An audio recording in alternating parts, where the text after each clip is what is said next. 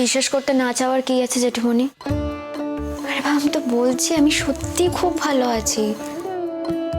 ভালো থাকলেই ভালো রে, সবাই সুখে শান্তিতে থাক, এটাই আমি চাই। এখন আমার পিকলুটার যে কি হবে?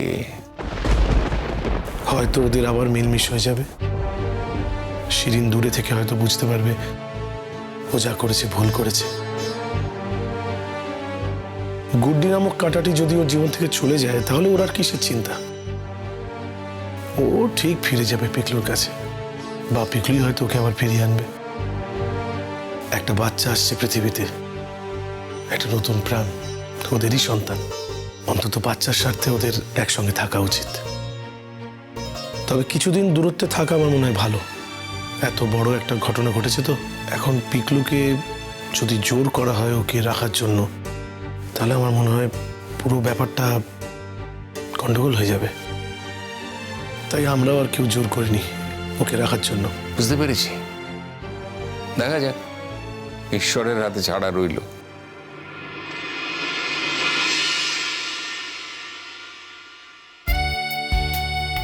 ভালো থাকিস বাবা, খুব ভালো থাকিস।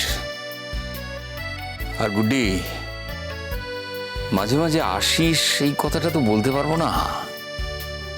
এই কথাটা বলতে গেলে খুব অস্বস্তি হয়। তোকে হয়তো আসতে বলবো, ভালো মনে তুই হয়তো আসবি, কিন্তু তারপর এমন সব তাণ্ডব হবে তোকে নিয়ে। তবে শিরিন চলে গেলে, ওর সঙ্গে পিকলুর আর কোনো সম্পর্ক না থাকলে, তখন আর এই সমস্ত কোনো সমস্যা হবে না। আমি আর কোনোদিনও কোনো কিছুর কারণ হয়ে উঠতে চাই না জেঠুমণি। তখন আবার এই রটনায় উঠবে যে আমার সঙ্গে আলাদা করে কথা বলবে বলে শিরিন দিদিকে তাড়িয়ে দিয়েছে বাড়ি থেকে। না জেঠুমণি, তার থেকে বরং তোমার যখন আমার সঙ্গে দেখা করতে ইচ্ছে করবে, যখনই আমাকে দেখতে ইচ্ছে করবে, তুমি চলে যাও, একটা ফোন করে দিও, তাহলেই হবে। আর তো কটা দিনই এখানে আছি জেঠুমণি, কদিন পরে ট্রেনিংয়ে চলে যাব, অনেক দূরে চলে যাব। তখন তো চাইলেও আর আমার সঙ্গে দেখা করতে পারবে না। হ্যাঁ, যখন ছুটিতে আসবো তখন দেখা হবে। তাই বলছি জেঠুমণি, প্লিজ এই কটা দিন আমার কাছে যেও। তুমি তো খুব ভালো করে জানো জেঠুমণি, তোমার মধ্যে না আমি আমার বাবুজিকে দেখতে পাই। তুমি আমার কাছে গেলে আমার সত্যি মনে হবে আমার বাবুজি আমার কাছে এসেছে। প্লিজ জেঠুমণি, প্লিজ আমাকে আমাকে এটুকু থেকে বঞ্চিত করো না। আরে কাঁদছিস কেন বোকার মতো? যা যা, সাবধানে যা। জেঠুমণি,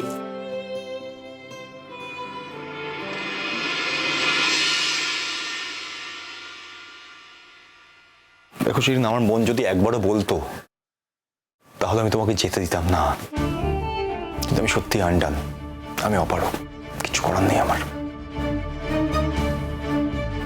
আমি কোনোভাবেই আমি কিছু করতে পারছি না। আমি অনেক ভেবে দেখেছি, বিশ্বাস করো।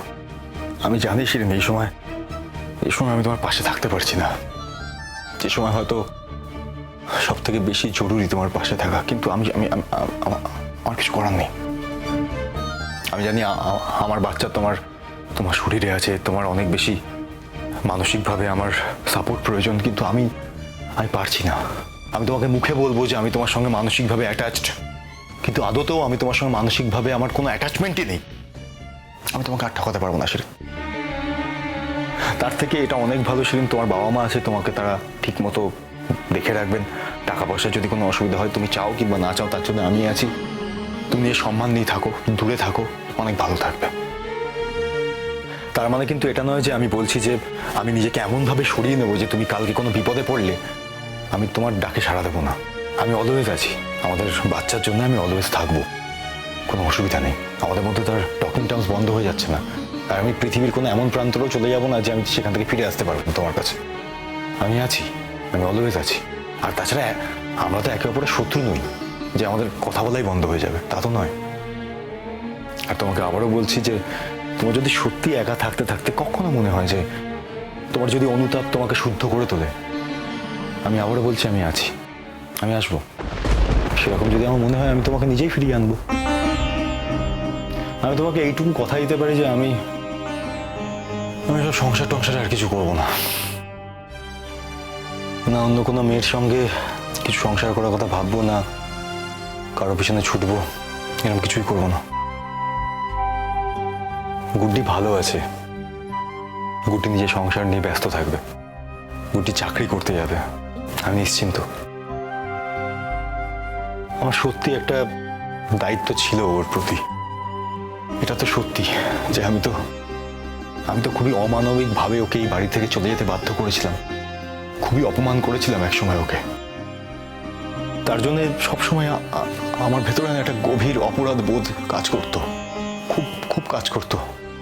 কিন্তু আমি যখন এখন দেখতে পাই যে গুড্ডি নিজেকে সামলে নিয়েছে, গুড্ডি ঠিক আছে, আমি এখন ফ্রি, অনেক ফ্রি।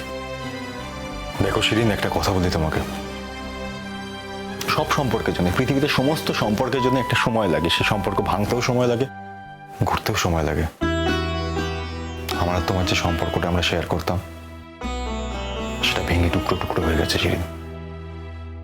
তোমার যদি সত্যিই মনে হয় যে তুমি আবার নতুন করে এই সম্পর্ক তৈরি করতে চাও, তার জন্য অনেক সময় লাগবে, আর সেই সময়টা আমার প্রয়োজন।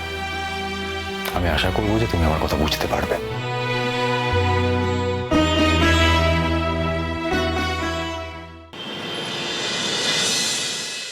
শোনো শিরিন, তুমি যদি আবার ওই বাড়িতে ফিরে যাও না, তাহলে আমি তোমাকে বলে দিচ্ছি আমি কিন্তু আর তোমার পাশে থাকবো না। যাওয়ার প্রশ্ন কোথা থেকে উঠছে মা? একবার যখন এ বাড়িতে চলে এসছে আর তো যাওয়ার প্রশ্ন উঠছে না। কেন? ওদের তো বিশ্বাস নেই, ওদের তো বিশ্বাস নেই না। দুদিন পরে হয়তো পিনাকি তারা চলে এলো, জেঠু চলে এলো, তোমাকে ভুলিয়ে ভালিয়ে ওই বাড়িতে নিয়ে চলে গেল। এর আগে তো দুবার এরকম হয়েছে শিরিন। শোনো, তুমি ওই ছেলেটাকে একটু টাইট দাও তো, টাইট দাও। আর টাইট দেওয়ার কি আছে মা? টাইট দেওয়া নেই? শিরিন, তুমি কনসিভ করেছো, তোমার বেবি হতে চলেছে, তুমি ওকে ডিভোর্স দেবে নাকি? কিছুতেই তুমি ওকে ডিভোর্স দেবে না। ও তো একবারও ডিভোর্স চায়নি। তুমি যে কেন এরকম একটা বোকার মতো কাণ্ড করলে না, আমি সেটাও বুঝতে পারছি না। মা তুমি থামবে প্লিজ, আমার ভালো লাগছে না, বারবার এক কথা বলো না তো, একটু থামো। আচ্ছা, বারবার এক কথা কি কেন বলবো না বলো তো শিরিন? আমাকে তো লোকের কাছে জবাবদিহি করতে হয় নাকি? তুমি তুমি বিয়েটা করলে অথচ সংসার করতে পারলে না। এতদিন না হয় ওই মেয়েটা ছিল, একটা সমস্যা ছিল, এখন তোমার বিয়ে হয়ে গেছে, চলে যাচ্ছে, তারপর তুমি সংসারটা করতে পারলে না। আর অনুজের কথা কি বলবো, সাধু পুরুষ হয়েছে না, এখন বেশি সাধুতা দেখাচ্ছে।